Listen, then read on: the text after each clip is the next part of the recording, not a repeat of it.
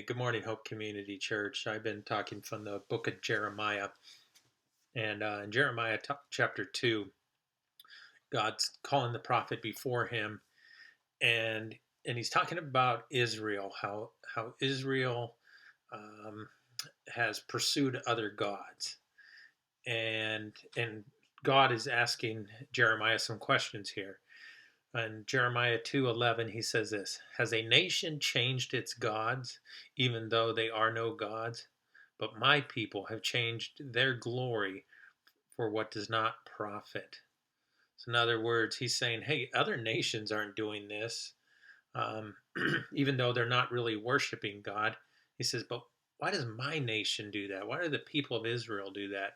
Verse 12, he says, Be appalled, O heavens, at this, and be shocked, be utterly desolate, declares the Lord. Verse 13, Jeremiah 2:13, he says, For my people have committed two evils. They have forsaken me, the fountain of living waters, and hewed out for themselves cisterns for themselves, broken cisterns that can hold no water. So here's Israel. God says they've committed two evils. One is they have forsaken me.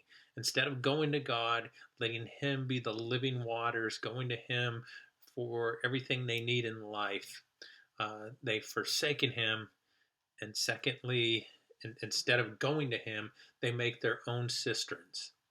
And God says those are broken cisterns; they do not hold any water. So, a couple questions here. In your own life, are there times where you forsake God? And then when you do that, what are the cisterns that you're going to for life? What is your ultimate security when it's not God? Is it maybe it's the nation we live in? Is that your ultimate security, or the political party that you serve, or maybe it's a person in your life? Could be your spouse, um, could be a good friend, and none of those things are wrong. Um, but is that where you go to? Is that your source of life? Is that your source of happiness? Um, because because if they are, let's just throw finances in there.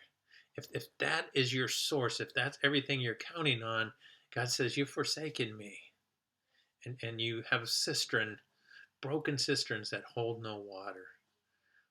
Let's trust in God. Let's trust in God. Um, let's cling to Him. Let's let God be God of our lives, and let the other things take the secondary place that they should hold in our lives.